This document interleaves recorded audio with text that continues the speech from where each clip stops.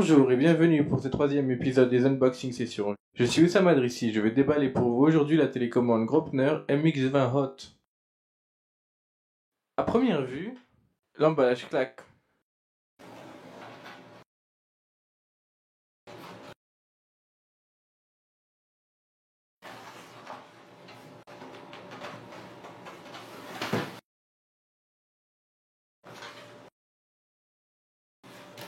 Voyons maintenant le contenu de cette boîte.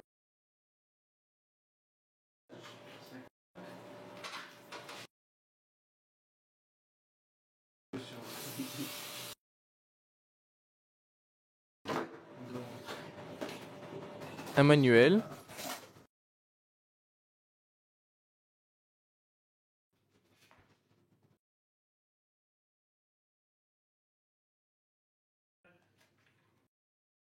entièrement en allemand. Je ne pense pas qu'il me sera très utile comme je ne parle pas allemand, mais bon, je pense qu'on peut trouver le manuel en français sur le site de Graupner.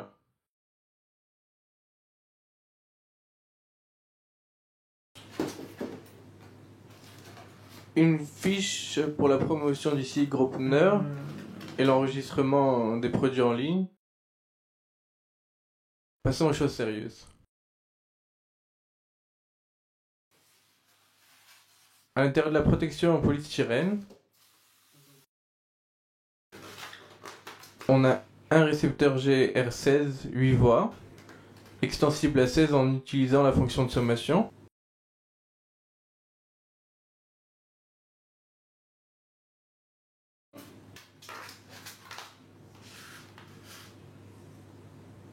On peut ici voir les différents ports pour les voies de communication.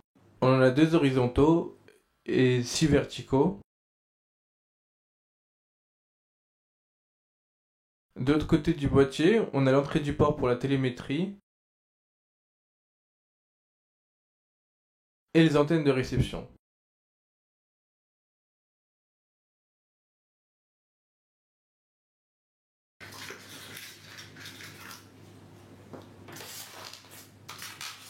On a également un chargeur 100-240 volts, produisant en sortie 5,6 volts. L'avantage de ce chargeur est qu'il fonctionne dans une plage de voltage de 100 à 240 volts, ce qui vous permet de pouvoir l'utiliser n'importe où dans le monde. Il suffit juste d'avoir le bon adaptateur pour pouvoir le brancher. Enfin, voici la télécommande MX20 qui pèse relativement lourd.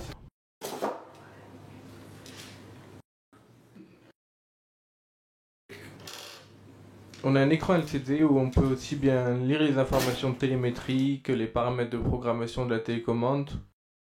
Des deux côtés de l'écran, on a 2 boutons de navigation qui nous permettent de pouvoir se balader dans le menu. 2 joysticks principaux, avec sur les côtés des boutons qui permettent de trimmer chaque direction si jamais on a un problème au niveau du 0.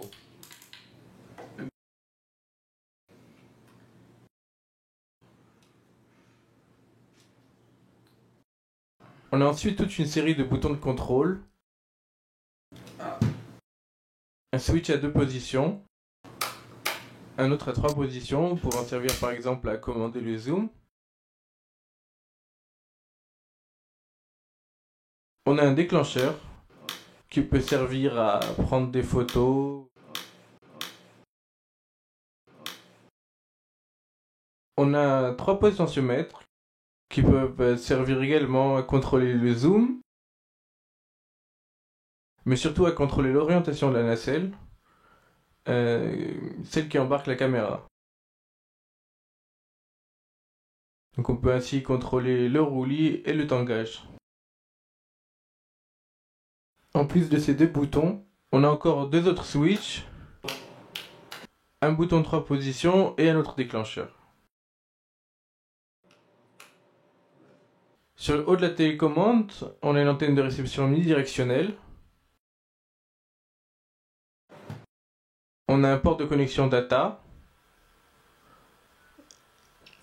un port USB pour connecter à l'ordinateur, une sortie mini jack qui peut être utile si vous avez un micro embarqué sur votre machine, un port DSC qui peut servir à connecter la télécommande à l'ordinateur pour pouvoir s'en servir dans des logiciels de simulation de vol tels que Aerosim, que je vais d'ailleurs vous présenter prochainement.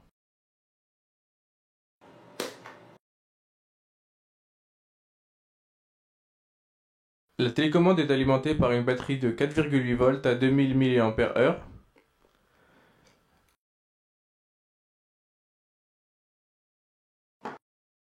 On a également sur le côté, à l'intérieur, un port micro SD qui peut servir à installer de nouvelles langues sur la télécommande ou même à enregistrer les données de vol pendant l'utilisation de la télécommande.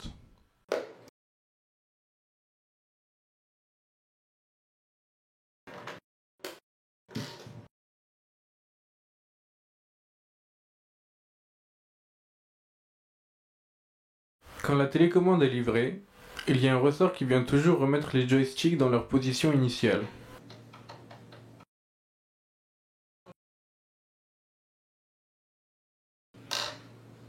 Lorsqu'on commande les gaz, on veut maintenir une puissance fixe, donc une position fixe.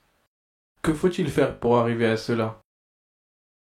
Tout d'abord, en ouvrant, il faut faire attention à ne pas arracher les câbles qui lient l'avant et l'arrière de la télécommande. Si j'insiste sur cette manipulation, c'est parce que lorsque j'ai voulu supprimer l'action du ressort, j'ai démonté ce dernier, perdu une pièce, et il m'a fallu beaucoup de temps pour remettre les choses en ordre. Pour enlever l'action du ressort, il suffit de serrer la vis du ressort, que voici. Lorsque la vis est complètement serrée, le ressort n'applique plus sa tension sur le levier de commande. Sur l'autre commande, la vis n'est pas serrée et l'on peut voir l'action du ressort sur le levier de commande.